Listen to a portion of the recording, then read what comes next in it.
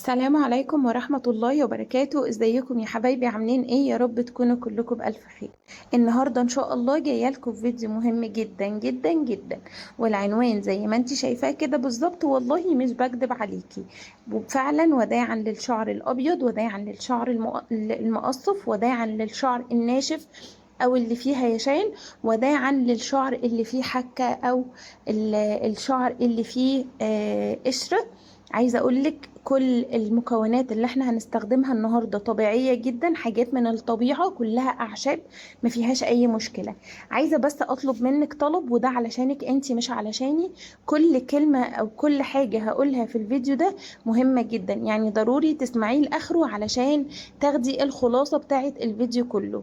الفيديو هقول بعض الحاجات في النص كده لازم تاخدي بالك منها جدا عشان الوصفة تطلع معاكي ناجحة 100%. هقولك مكوناتي وبعد كده هقولك فايدة كل حاجة انت هتحطيها. معايا هنا كركديه شاي من اللي هو شاي الأفراح الحبيبات، معايا شاي أخضر، ومعايا شاي الأخضر اللي هو اللي بنحطه للمشويات عندي عشان يديني لون حلو، وكمان معايا قهوة. معايا بقى الحنة بتاعة العطار اللي ناس كتير قوي بتقلق تحطها بسبب انها بتدي لون اورانج وحش جدا، بيكون لون فاقع قوي وفتح قوي، وبعدين الشعر بعدها بيبيض على طول. عايزه اقولك الفيديو ده بعد 3000 تجربة، بعد 3000 فيديو ممكن اجربه ورا حد، دي الخلاصة اللي هتجيب معاكي من الاخر. هتعالجي شعرك، كمان هتحسي بالفرق في الطول وفي كثافة الشعر وفي نعومة الشعر. كمان هتحسي بفرق ان الشعر هيقعد مدة طويلة قوي وهو واخد نفس اللون، مش هيتغير بسرعة. طيب، زي ما قلتلك اسمعي الفيديو للآخر عشان تسمعي كل الفوائد اللي انا هقولها فيه. معايا هنا الشاي الاخضر زي ما انتوا شايفينه، ومعايا الصدر. وده بقى اللي في الكنكه ده الخلاصه او العصاره اللي انا طلعتها من كل الاعشاب اللي انا حطيتها دي. انا جبت عندي 3 معالق من الكركديه، عليهم معلقتين من ورق الصدر المتكسر مش المطحون، عليهم معلقه من القهوه، عليهم معلقة من الشاي الحبيبات، ومعلقة من الشاي الأخضر. بقلبهم مع بعض كويس جدا وبضيفهم عندي في الكنكة بتاعتي أو في الحاجة اللي انت هتغليه فيها، وغطيه تماما بالمية. حطي نسبة مية حلوة قوي وسيبيهم على نار هادية يغلوا لحد ما تطلعي العصارة أو الخلاصة التقيلة قوي اللي هتديكي لون وكثافة وطول، وهتديكي نعومة حلوة قوي لشعرك. طيب، انا هنا عندي جبت في العلبة بتاعتي دول حوالي 5 معالق من الحنة، نصهم ورق صدر مطحون اللي هو الناعم، وهحط عليهم معلقة من القهوة واقلبهم مع بعض كويس جدا لدرجة معرفش اميزهم من بعض. تمام. عندي هنا حطيت ورق الصدر، وده الصدر ده كان جايلي من السعودية حلو قوي. اهم حاجة ان انت تجيبي الصدر يكون مضمون ومن مكان مضمون. تمام. هقولك على فوائد ورق الصدر. بصي، هو اول حاجة بينظف الفروة وبينقيها وبيخلصها من القشرة والحكة، بيدي لمعان وكثافة ونعومة لشعرك حلوة قوي لدرجة ان الكل هيلاحظها. بيدي طول بشكل سريع جدا، وانت برضو هتلاحظي ده. بيساعد على المحافظة على لون الشعر لو انت عاملاه بصبغة طبيعية وجيتي استخدمتي ورق الصدر، ده بيساعد ان هو بيثبت اللون. ورق الصدر عايزة اقولك من الحاجات اللي بتثبت اللون جدا. بلاش تستخدمي كيماويات اللي بتنزل الشعر، بلاش تستخدمي حاجات بتدمر الشعر وبتزيد من ظهور الشعر الابيض في دماغك. لازم تقللي من استخدام الحاجات دي تماما، او لو تقدري تمنعي يا ريت تمنعي، لانها فعلا مضرة جدا للشعر. طب لو انا عاملة بروتين معالج، او انا عاملة فرد عادي، او انا عاملة اي نوع فرد بتستخدميه بقى سواء كافيار او علاج او غيره، انتي ورق الصدر او الخلطة دي مش بتضر معاكي الفرد تماما، بل بالعكس بتزيد من نعومته وكثافته جدا، ولو في تساقط اوعدك ان هو هيقف. تمام. للشعر بتاخدي كمية من الورق الجاف ده وبتاخديه مع الخلطة اللي انا قلتلك عليها، وبتاخدي شوية من المطحونين بتقلبيهم عندك على الحنة بتاعتك، وبتبتدي ان انت تسيبيه يغلي.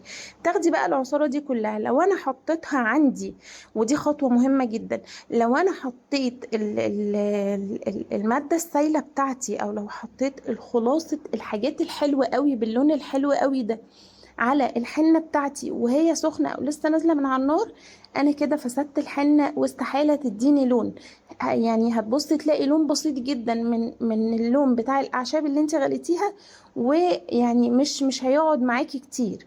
لكن مع الحنة بيزيد من تثبيت اللون. فانت اهم حاجة ما تبوظيش الوصفة في حاجة بسيطة جدا. لا، سيبي المية، سيبي الخلطة دي لحد ما تهدى معاكي جدا، لدرجة لو حطيتي صباعك تستحملي درجة الحرارة دي. تمام. بعد كده بتجيبي مصفى تكون ضيقة جدا، عشان بيكون فيه العروق بتاعة الأعشاب اللي احنا حطيناها، وفي شوائب هتضايقك جدا في الغسيل، وهتاخد معاكي فترة على ما تطلع من شعرك. فهاتي مصفى ضيقة جدا وابدأي ان انتي صفيه. ويستحسن ان انتي تصفيه مرة واتنين وتلاتة، ويستحسن ان انتي لو عندك قماشة تصفيه في القماشة دي. تمام. بقلبهم، بحط المادة السائلة عندي، بصفيها بالمصفى وبحطها عندي. وانتي بتقلبي هتبتدي تحسي ان في تكتلات او في حاجات كده هتضايقك وانتي بتفردي الحنة على شعرك. فافضلي خلطي فيها كويس قوي، ما تقلقيش لحد ما تتظبط معاكي ويكون قوامها كريمي سايل جدا، ما يكونش فيه اي تكتلات. تمام. طيب انا كده قلت لحد هنا كل حاجة بالظبط زي ما بستخدمها وزي ما بعملها. عايزه اقول لكم حلوه جدا، ده استخدامي بعد 3000 وصفه.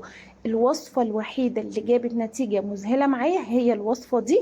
عايزه اقول لكم قللت من ظهور الشعر الابيض نهائي. يعني ما بقاش فيه الاول مع الصبغه، مع الحنه الحنه العاديه كان الشعر بيبتدي يظهر في اماكن تانية، او تبص تلاقي شعرتين ثلاثه ظاهرين في حته تانية. في الحالات دي انا كنت بتضايق جدا وكان اللون بيروح بسرعه. دلوقتي عايزه اقول لكم الخلطه دي بتقعد بالشهر والشهر ونص، علاجيه. بتوقف التساقط، بتعالج الحكه، بتعالج القشره. كمان بتطول الشهر، وانتي هتلاحظي ده من اول شهر. طيب انا عندي هنا الحنة بسيبها قد ايه؟ الحنة كده زي ما بيقولوا كل ما بتتخمر كل ما بتزيد حسن. كانت جدتي دايما تقول الكلمة دي، كل ما تسيب الحنة تتخمر بتزيد حسن. يعني بتسيبيها ساعتين ثلاثة أربعة ويا سلام بقى، ويا حبذا لو سبتيها يوم كامل هتديكي نتيجة روعة الروعة. على شعرك بتضيفيها من 6 ساعات ل8 ساعات. ولو عايزة برضو نتيجة حلوة قوي والشعر الأبيض عندك كتير، سيبيها ليلة كاملة على شعرك، نامي بيها، البسي كذا كيس واربطي طرحة كويس قوي، وحطي حاجة عندك على المخدة بتاعتك، بحيث لو نزلت اي سوائل تنزل عليها ما تبهدلكيش الدنيا. تمام. انا هنا عندي جبت كيس وغطيتها كويس قوي. اهم حاجة ان انا اعزل عنها الهواء واسيبها كده تخمر براحتها. هي مش خميرة، بس بسيبها ان هي ايه، تختلط بالمكونات مع بعضها لحد ما يبقى قوامها معايا حلو جدا. عايزه اقول لكم هتتقل، يعني خلوا قوامها زي ما انا عاملاها كده، لانها هتتقل كل ما بتركن كل ما بتتقل. ولو خففتوا عايزه اقول لكم هتسيل على دماغكم وعلى وشكم. كده فيديو النهارده